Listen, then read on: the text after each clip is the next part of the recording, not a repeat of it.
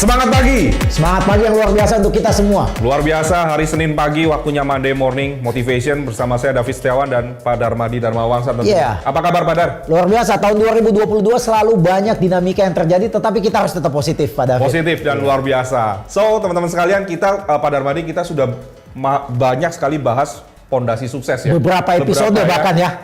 Kayaknya sudah lengkap sebenarnya. Sudah lengkap ya. Dan di Monday Morning kali ini kita akan masuk ke selling skill seperti itu. Ya, lebih ada topik selling skill yang baru ya. Dan Pak Dar, saya mau tanya ke Bapak nih. Bapak, hari ini kita bawakan sebuah topik objection is my life. Agak aneh juga ya Pak ya. Rasanya kok orang kalau objection itu kan nggak seneng gitu ya. Saya ditolak juga nggak suka gitu. Saya rasa di dalam dunia selling skill yang paling ditakuti oleh para marketing associate, oleh sales agent biasanya adalah bagaimana menjawab pertanyaan-pertanyaan yang diarahkan, yang seringkali yang membuat mereka tuh sebenarnya mereka tahu jawabnya. Tapi satu kunci yang paling berat adalah mereka nggak mempersiapkan gitu. Jadi ketika ditanya itu biasanya gesturnya kelihatan gitu, kelihatan tidak mampu menjawab, kelihatan ragu, nggak siap, dan customer itu, klien itu menangkap body language kita, intonasi kita, raut muka kita, sehingga rasa percaya yang awalnya sudah percaya bisa-bisa jadi tidak percaya, dan ketika dia sudah tidak percaya, kemungkinan dia jadi beli, mungkin dia tunda dan akhirnya nggak beli. Jadi ini sesuatu yang penting Pak David. So objection is my life. Iya, objection is my life. Jadi kenapa topiknya kita agak sedikit nyeleneh, karena kebanyakan yang saya tadi bilang, orang sales itu menghindari objection. Tapi saya ingin balikin lagi bahwa tanpa objection, seseorang itu tidak akan beli, Pak David. Menarik sekali. Iya, Pak David kalau beli barang-barang yang murah, barang-barang yang Pak David sudah tahu kualitasnya, itu biasanya tidak perlu ada nasihat dari orang. Setuju. Ya. Pak David mau beli coklat gitu ya, Pak David ke supermarket, Pak David nggak akan nanya coklat ini enak atau nggak enak. Udah ada beberapa brand yang di otak Pak David sudah pernah coba beberapa kali dan kayaknya enak. Pak David tinggal ambil, tinggal bayar, begitu ya. Dan kalaupun Pak David masih mau mengambil waktu untuk berpikir, mungkin Pak David akan membandingkan harganya di e-commerce dan segalanya, dan berusaha mencari barang yang paling murah lah ya. Karena produknya Pak David sudah tahu, tinggal cari yang paling murah. Setuju? Tapi kalau dalam membeli properti begitu ya, itu banyak hal yang tidak gampang. Dalam menjual properti kita dan dititip properti ke agent, banyak hal yang mesti kita tanyakan ke agent, karena ini menyangkut transaksi yang jumlahnya besar. Dan kita jarang juga melakukan transaksi properti. Mungkin dalam seumur hidupnya seseorang menjual properti mungkin palingan nggak lebih dari 5 kali gitu ya. Dan step per stepnya banyak hal yang mereka sudah lupa. Dan mungkin mereka tidak ketahui. Oleh sebab itu, mereka seringkali bertanya. Dan kalau agent itu tidak yakin menjawab, tidak memberikan jawaban yang pasti, jawaban yang bagus, mereka tuh akhirnya berpikir nih, lebih baik saya mundur dulu, lebih baik saya tunda dulu. Dan ini mengakibatkan penjualan properti yang mestinya sudah di depan mata, itu akhirnya bisa hilang begitu saja. So Pak Dar, kita sekarang mulai coba masuk ya Pak ke dalam ya, silakan. Objection is my life. Ini saya pengen Anda ketika seseorang bertanya, udah mulai keberatan terhadap apa yang Anda tawarkan ya, Anda harus di mindset Anda itu langsung tiba-tiba berpikir positif begitu. Berpikir positif dulu gitu ya. Wah, orang ini objection. Kenapa Pak? Karena nanti saya akan lihat bahwa sebenarnya objection itu sebenarnya adalah sebuah langkah-langkah yang sudah menuju ke penjualan Pak. Malah menarik nih Pak, ketika Bapak ketemu orang ya, Bapak presentasi begitu ya, malah kita takut sebenarnya kalau orang itu hanya ngangguk saja gitu ya. Justru sebaliknya ya? Justru sebaliknya, kita sebenarnya ingin dia bertanya balik terhadap produk dan jasa yang kita tawarkan gitu. Karena ketika dia bertanya, interestnya dia, fokusnya dia ada di tempat itu. Oleh sebab itu, saya katakan sebenarnya kita harus treat bahwa objection itu adalah teman kita gitu. Jadi jangan dihindari, jangan ditakuti. Objection ini sebenarnya yang akan memperlihatkan bahwa saya tuh beda dengan orang lain loh. Objection ini yang akan memperlihatkan bahwa produk saya lebih bagus dari orang lain.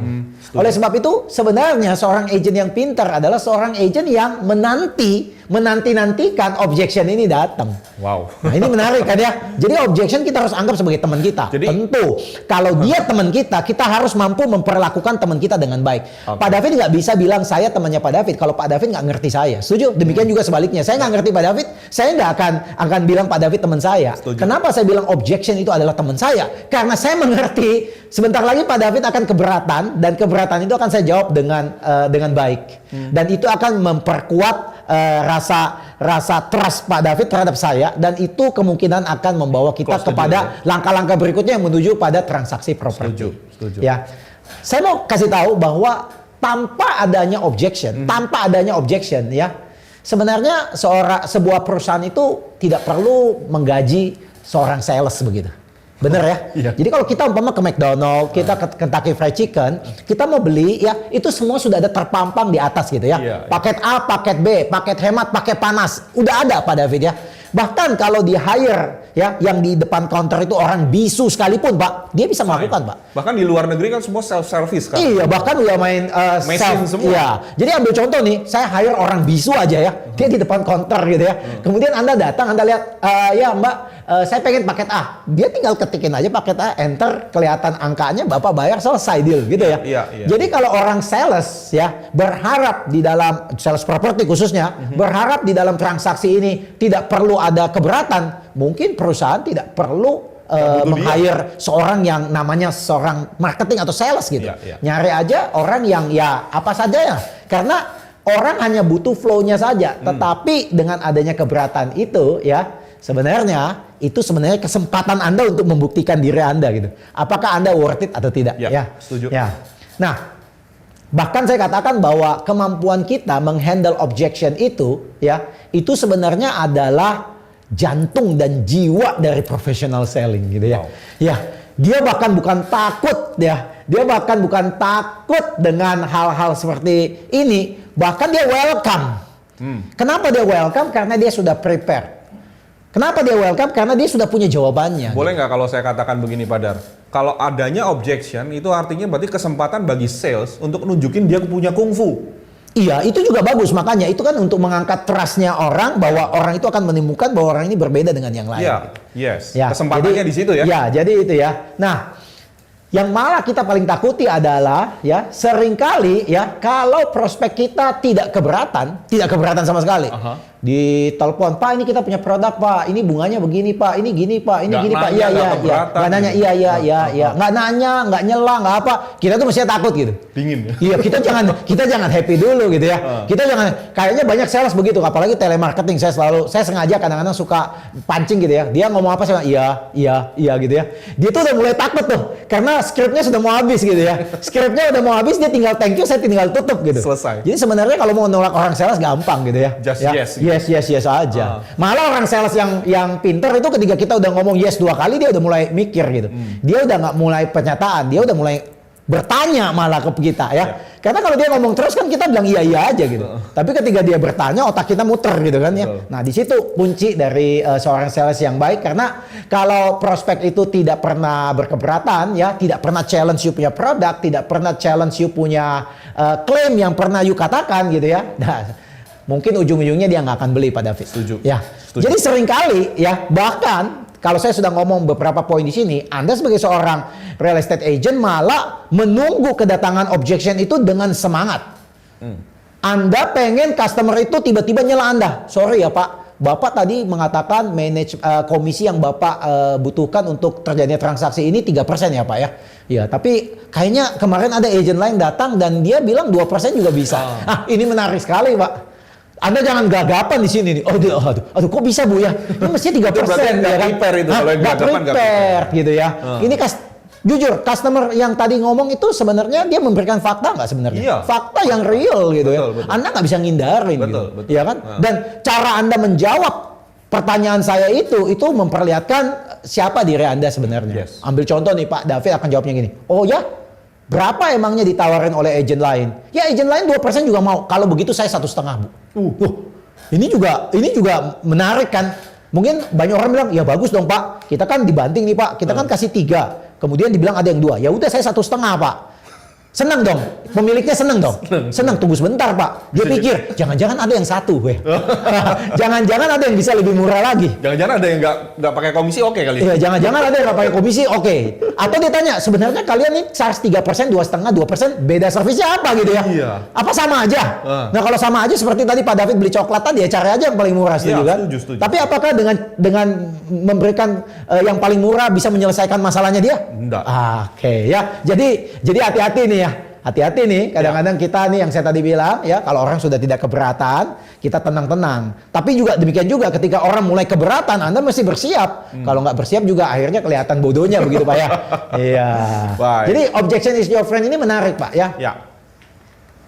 keberatan ketika seseorang menyampaikan keberatan ya, pertanyaan yang untuk mempertanyakan servis dan produk Anda, sebenarnya kita bisa lihat dengan sudut pandang yang lain, Pak. Kita bisa berpikiran bahwa prospek ini membutuhkan informasi yang lebih lagi, Pak. Oke. Jadi ambil contoh, kita tadi ngobrol mengenai besaran komisi ya. Kita nawarin 3%, kemudian ada yang bilang, 2% saya juga bisa. Sebenarnya ketika dia menanyakan kenapa ada yang kasih 2%, kenapa kamu 3%? Sebenarnya di sini kan dia tuh pengen tahu informasi lebih jelas ada gap lagi. Yang missing ya. Dia belum ngerti kenapa. Mungkin sebenarnya yang dia concern itu bukan gue pengen nyari yang murah. Mungkin yang dia pengen concern adalah bedanya 3% dengan 2% itu apa sih? Cara kerjanya bedanya apa gitu. Iya, betul. Jujur Pak David, kalau Pak David bilang 3% dengan 2% cara kerjanya juga sama, Pak David akan pilih yang murah ya, lah. tentu. 2 dong. Tentu. Jadi kalau Anda mau charge orang 3%, Anda harus tahu beda Anda apa dengan yang orang yang charge 2%. Kalau Anda tidak ada merasa beda, saya suggest Anda charge 2% aja. Iya. Ya kan? Tapi jangan senang dulu, Pak. Karena ketika Pak David charge 2%, ada yang bilang, "Duh, di sebelah situ ada 1,5% lagi." Dan kalau Pak David nggak bisa bedakan 1,5% dengan 2%, sama lagi, Pak. Lebih baik Pak David charge 1,5%. Iya. Tapi jangan senang dulu. Karena ada juga yang tidak charge sama sekali komisi, Pak. Dan kalau Pak David nggak tahu bedanya apa lagi, lebih baik Pak David jangan charge komisi. Pak David sebaiknya jangan jadi agent properti, Pak. Karena Pak David nggak akan make money, Pak. Yes. Jadi bahaya sekali ya. Jadi objection ini bagus sekali. Objection ini nih sebenarnya sebagai kalau di dalam hidup kita ya, tantangan negatif gitu. Tubuh kita tiba-tiba dikasih penyakit. Bagaimana kita respon terhadap penyakit ini? Ini memperlihatkan kesiapan tubuh kita. Yeah. Kalau nggak ada penyakit kan kita nggak tahu kemampuan tubuh kita seperti apa ya. Jadi objection itu sebenarnya artinya itu prospek di dalam posisi ingin mencari informasi lebih banyak dan mencari keyakinan bahwa apakah benar saya mengambil keputusan yang baik gitu ya. Ya, ini penting Pak. Di sini masuknya agent property untuk menjelaskan proses transaksi properti itu seperti apa, Pak. Ya. Dan berikutnya lagi sebenarnya ini yang menarik, kenapa objection adalah teman kita, karena keberatan-keberatan itu sebenarnya menjadi indikator ketertarikan seseorang loh. Ya. Kalau saya sudah tidak tertarik, saya iya aja Pak David. Saya nggak akan bantah Pak David gitu. Kalau saya bantah Pak David, konsekuensinya adalah Pak David melakukan pembenaran dan saya harus setuju dengan Pak David. Dan ketika saya setuju dengan Pak David, berarti saya masih dalam koridor ingin di closing sama Pak David. Ya. Tapi kalau saya bilang iya gitu ya, dan saya tidak ribut dengan Pak David dan saya kayak tidak mau berkomunikasi dengan Pak David, ujung-ujungnya saya hanya pengen stop pembicaraan, saya mau pergi gitu. No interest. Yeah. Ya. Jadi seringkali banyak agent nih, dia takut ditolak sama customer. Jadi instead dia kasih pertanyaan, dia jawab dengan banyak pernyataan. Pak David pasti sering dong ditelepon sama telemarketing bank. Kita belum ngomong nih, Pak David apa kabar? Belum kita ngomong, Pak kita punya produk gini, dia nggak mau produk. Dia sebenarnya dia tuh nggak pede. Dia pengen ngomong semua karena dia pegang skrip. Dia pasti pegang skrip. Dia baca semua skripnya. Pak kita punya penawaran bla bla bla bla sampai akhir. Mungkin tahu-tahu sampai akhir dia Pak Darmadi udah saya tutup gitu ya. Ya bahaya banget gitu ya. Jadi seperti juga sebagai orang sales begitu. Kalau Anda tidak mampu, bahkan tidak mampu bertanya kepada dia, tidak mampu menggali apa yang dia inginkan, kemungkinan besar dia nggak akan tertarik dan tidak ada interest, itu artinya tidak akan terjadi. Dan bahaya sekali ya Pak ya. Okay. Nah, yang menarik Pak David di dalam dunia properti apa itu? Ya, karena semua keberatan kita itu bisa dipredik ya, bisa dipredictable. Contohnya ambil contoh lah, keberatan-keberatan di dunia properti ketika seorang agent bertemu dengan pemilik properti, ya pasti keberatannya masalah komisi ya. Masa berapa lama Anda mau pasarkan ya? Masalah apakah ini listing ini eksklusif atau open? Bedanya apa ya? Abis itu kalau masalahnya pembelinya nanti mau bayar cash atau KPR, macam-macam gitu Pak. Dan masalah itu sudah menjadi masalah yang Anda ketahui ketika Anda jadi agent properti. Dari kemarin, dari berapa tahun yang lalu sampai sekarang masalahnya itu aja. Ya. Sekarang masalahnya apakah Anda siap nggak memberikan jawaban versi Anda, sehingga versi Anda itu menjadi sesuatu yang dicari oleh customer Anda ya. Jadi sebenarnya kalau semua keberatan itu bisa dipredik, Anda sebenarnya bisa merancang dong respons sebelumnya untuk menjawab jawabannya, sehingga Anda nggak panik, Pak David. Yes. Ya kan ya? Kembali ke persiapan itu, Pak. Ini seperti kayak aktor, Pak David. Itu semua aktor kalau kita lihat main film kan bagus gitu ya. Bagus banget deh. Nggak ada tuh yang gagap bingung. Ini abis ini jawabnya apa? Nggak ada. Flow-nya enak gitu ya. Gampang, nggak kikuk gitu ya. Nggak kikuk gitu ya. Kenapa? Karena dia latihan, Pak. Setuju. Dia tahu kalimat-kalimat yang harus dia hafal. Dia tahu momen-momen kapan dia mengatakan hal-hal tersebut ya. Nah, hal itu dia praktis, dia ingat semuanya sehingga dia menjadi profesional. Pak, boleh tanya, aktor tuh bayarannya mahal nggak sih, Pak? Mahal, Pak. Iya, demikian juga agent properti. Kalau dia sudah terstruktur dengan baik, Pak, dia bayarannya mahal, Pak. Dia akan lebih cepat closing, Pak. Dia akan lebih cepat dapat listing. Dia akan lebih cepat, umpama dia bahkan mampu ketika komisinya ditawar, dia mampu menjelaskan dengan baik. Mungkin tetap ditawar, tetapi turunnya nggak banyak gitu, Pak. Nah, ini menjadi nilai tambah bagi dia sebagai agent properti yang profesional. Menarik Pak sekali, David. Pak. Iya. Nah, yang menarik ini Pak David. Apa itu?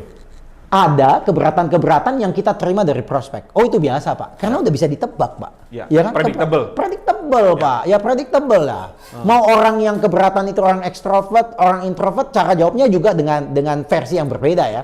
Ya karena kita tahu orang ekstrovert dia punya poin. Orang ekstrovert tuh lebih gampang digali, itu aja ya. Jadi kalau kita dapat keberatan dari seorang ekstrovert, sebenarnya sebelum dia mencapai keberatan, saya sudah baca cukup banyak dari orang ini. Apa yang dia sukai, apa yang dia nggak sukai, apa keinginannya, apa yang dia tidak inginkan, sudah kebaca. Mungkin menghadapi introvert lebih susah. Ya, oleh sebab itu ketika kita menghadapi customer yang introvert, kita harus mengajukan banyak pertanyaan. Kalau ekstrovert, kita banyak sananya dia udah ngomong kali ya? Iya, kita nanya sesuatu supaya dia sendiri yang ngoceh gitu kan ya. Habis itu kita pelajari sendiri gitu ya. Kalau introvert mungkin kita yang memang agak sedikit extra effort untuk gali ya. Tapi yang saya tadi bilang, ada keberatan-keberatan yang kita bisa terima dari customer kita. Tapi keberatan-keberatan ini paling mudah, Pak. Yang saya tadi bilang ya, kita udah bisa hadapi. Dan kita akan pelajari sama-sama di edisi berikutnya nih, keberatan-keberatan seperti itu. Tapi Pak, ada juga keberatan-keberatan yang lebih rumit, Pak. Dan kadang-kadang kita nggak sadari. Keberatan yang diciptakan oleh agent properti itu sendiri di dalam pikirannya, Pak. Ya, bahkan dia sebelum menawarkan ke customernya, dia bahkan punya pikiran, kayaknya orang ini nggak mau beli. Itu berbahaya sekali, Pak. Kayaknya orang ini berpikir begini, padahal dia salah gitu. Mestinya gini nih, kalau saya berusaha mau tebak Pak David punya pikiran, gampang. Saya tinggal nanya 1-2 pertanyaan. Pak, maksud Bapak kalau saya jual propertinya 3 bulan, harganya tidak mencapai harga yang Bapak inginkan, Bapak bersedia mau turunkan harganya atau Bapak ingin pemasarannya dilanjutkan? Dari situ saya akan ketahuan, Pak David saya udah tahu nih. Oh, Pak David bilang, nggak mau Pak. Saya pokoknya harus 3 bulan ini harus jual rumah ini. Karena saya sudah beli rumah di tempat lain dan cicilannya udah jalan. Oh, Pak David tahu bahwa orang ini mau nggak mau 3 bulan harus pindah. Oleh sebab itu dia akan fleksibel dengan harga. Karena dia harus pindah anyway. Tapi kalau orangnya jawab bilang, oh Pak, santai aja Pak.